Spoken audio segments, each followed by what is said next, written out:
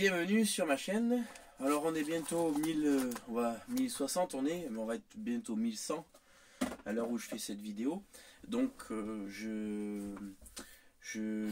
je vais vous parler d'un sujet qui me faisait chier depuis un petit moment et que j'ai dit bon allez, je vais trouver une solution parce que ça m'agace. C'est le réseau en camping-car.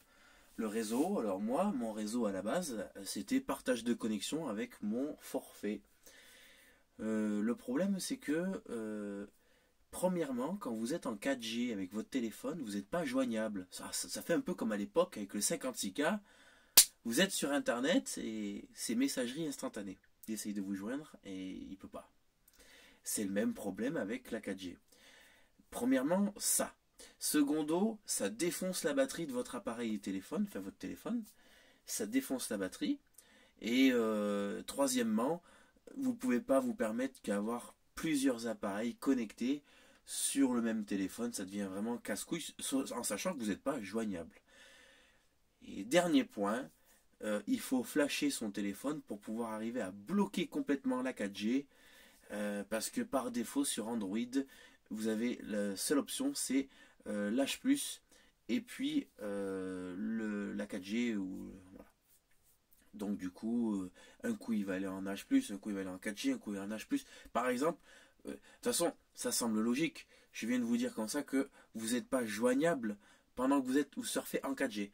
Et en fait, quand quelqu'un va essayer de vous contacter, le téléphone va basculer automatiquement sur la H+, qui fonctionne et est opérationnel pour téléphoner. Alors pour cela, je me suis équipé de ce boîtier. Donc c'est le Huawei E5573S. Bon, c'est un modem 4G, hein, tout simplement. C'est de la chinoiserie premier prix. Mais ça fait vraiment bien son taf. Aujourd'hui, qu'est-ce que je connecte dessus? Je connecte le GPS l'autoradio en fait du camping-car. Il est sur Android 7. Donc c'est un autoradio chinois comme on peut trouver sur AliExpress. Et j'ai accès aux cartes gratuites. Voilà, et avec les infos trafic, les bouchons, les ci, les ça, en temps réel. Et pas besoin de mettre mon téléphone sur le pare-brise pour avoir ces informations. Alors avant, pareil, je faisais un partage de connexion, je mettais le téléphone dans la boîte à gants, enfin c'était, voilà. Là le but c'est d'arriver à avoir un réseau et de centraliser tout sur ce réseau. La télé par exemple, c'était le même problème. Il fallait que je sois sur le réseau du téléphone et je regardais la télé Molotov avec ça, etc. L'ordinateur, même problème. Là avec ce boîtier, on a la possibilité de connecter 10 équipements. Donc il y aura la télé, 2 ordinateurs portables, 3 téléphones et puis le poste. Voilà. Concernant le tarif, alors je suis surpris parce que au moment où je vous fais j'ai reçu le produit aujourd'hui, hein. Je vous fais la vidéo, je l'ai payé 29 € et je sais pas pourquoi là il est à 40,73 €. Bon, j'en sais rien. Vous, si vous arrivez à le trouver pour 30 €, ça serait cool. Sur Amazon il est vendu 70 balles, donc bon. Alors moi je le trouve très sympa parce que il est très simple d'utilisation, donc on va vite aller au sujet, voilà.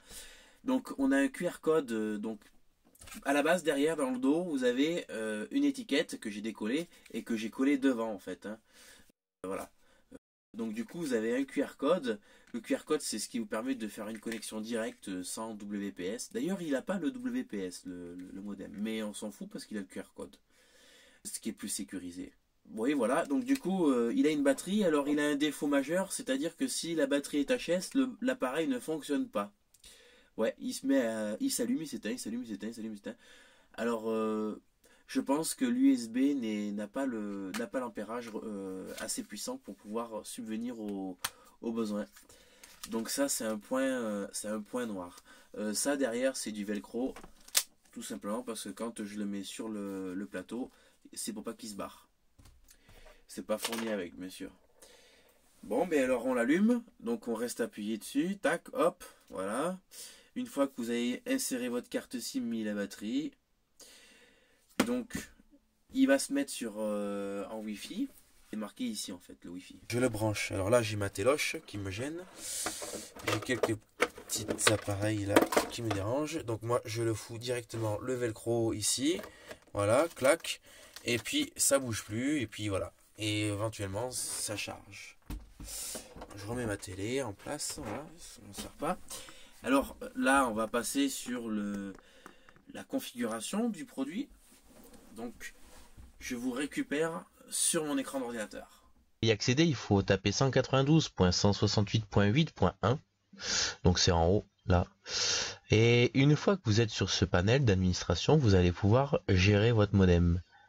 Donc, par défaut, il sera en chinois, alors passez-le en anglais.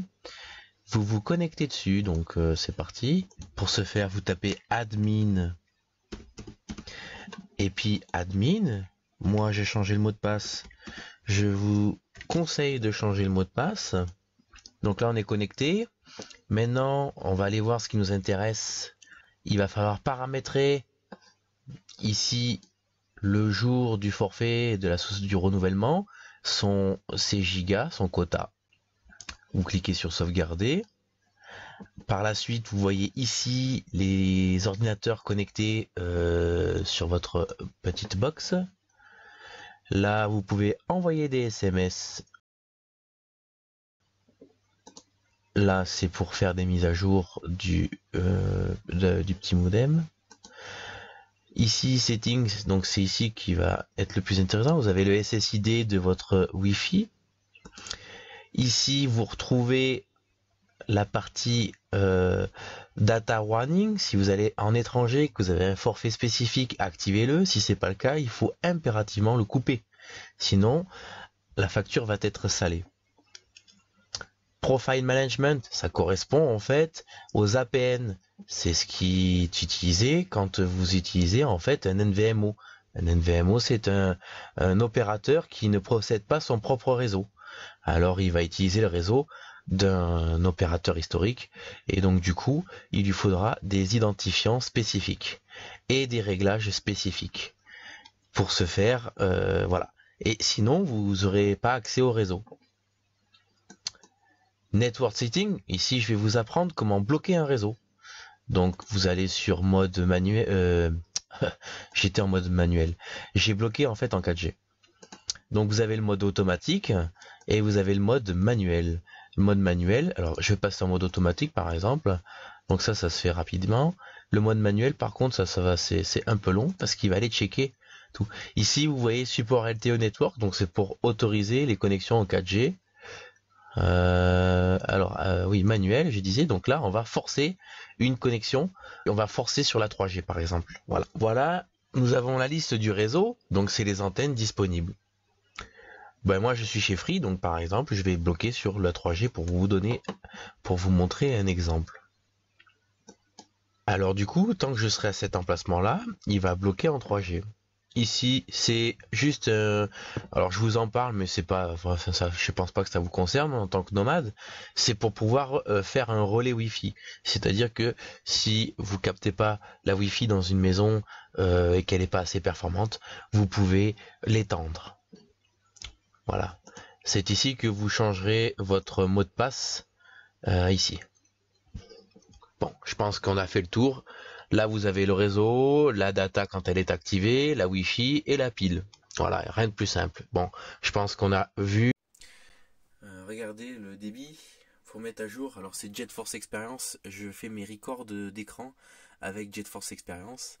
Et après, sinon mes records de base, je le fais avec mon téléphone. Mais 2,4 MO dans un endroit où je suis, c'est voilà quoi, c'est pas mal. Hein. Voilà, donc je viens de finir de connecter tous les appareils, donc l'appareil Android là-bas, qui nous permettra d'avoir les cartes, l'infotrafic et Parc Fortnite sans avoir à faire de partage de connexion, parce qu'en fait c'était le but de l'opération. Fonctionner. Alors, maintenant que je suis connecté tout simplement sur... donc je peux profiter de la télé.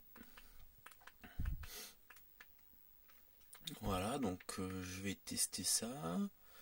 À mon avis, mon loto n'est pas à jour. On va voir. Je sais pas si c'est à jour. Désolé pour l'écran qui fait comme ça, mais On va voir si ça fonctionne bien. Ça fonctionne. Donc je vais pas mettre de vidéo pour pas me faire striker. D'accord? Mais bon, vous voyez bien que il n'y a pas besoin de... Voilà. Ça fonctionne super bien. Bon, l'ordi, hein, voilà. Maintenant, ici. Voilà. Donc du coup, on va faire un petit speed test pour voir. C'est parti. Allez, on fait un test de débit. Au pif, là. Donc 54 de ping.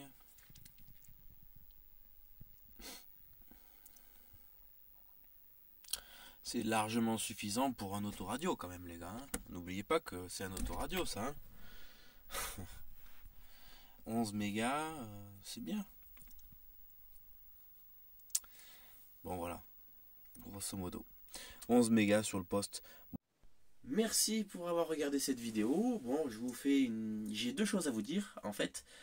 Je suis pas chez moi, je suis dans mon camping-car en fait. Et là, j'enregistre normalement mon écran avec GeForce Nvidia Experience. Sauf que j'ai galéré avec l'ordinateur portable qui est tout neuf, il a 6 mois. Et du coup, la carte graphique qui est dedans, c'est une Nvidia, une MX 130, donc c'est une carte graphique qui a un an environ, enfin qui était produite il y a un an. Ça équivaut en 1050, je veux dire, tout court. Eh ben, je sais pas. Au niveau des drivers, il n'y a pas la possibilité d'enregistrer son propre écran. Alors j'ai trouvé un logiciel, c'est Microsoft Encoder, je sais pas quoi là, et j'ai galéré.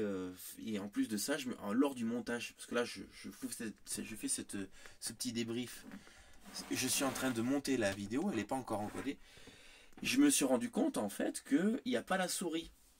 Donc je suis désolé, mais je peux pas refaire la vidéo et tout ça parce que j'ai bientôt plus de batterie. Et quand j'encode, en fait, quand je fais le montage, ça me pompe beaucoup d'énergie au niveau du camping-car. Et donc là, du coup, voilà, il est minuit 57 et j'ai plus assez de jus. Bon, ben voilà. Je tenais à vous remercier et désolé pour cette histoire de souris. C'est vrai, on ne voit pas, donc faites attention. Enfin voilà. J'espère que cette vidéo vous a plu et n'oubliez pas de vous abonner. Merci encore et laissez des commentaires, s'il vous plaît. Les rageux, allez ailleurs quoi. C'est un truc de ouf. Sachez que se montrer sur YouTube c'est compliqué. Moi qui ai tendance à être timide et tout ça, mais quand il y a des mecs qui font même pas de vidéo et qui font même pas d'expérience, ne serait-ce que de se montrer ou d'essayer de parler ou de monter une vidéo, de monter, et qu'on se fait casser en deux, bon, je trouve que c'est pas cool, c'est pas honnête. Voilà, c'était juste mon petit truc, voilà. Allez, merci, au revoir.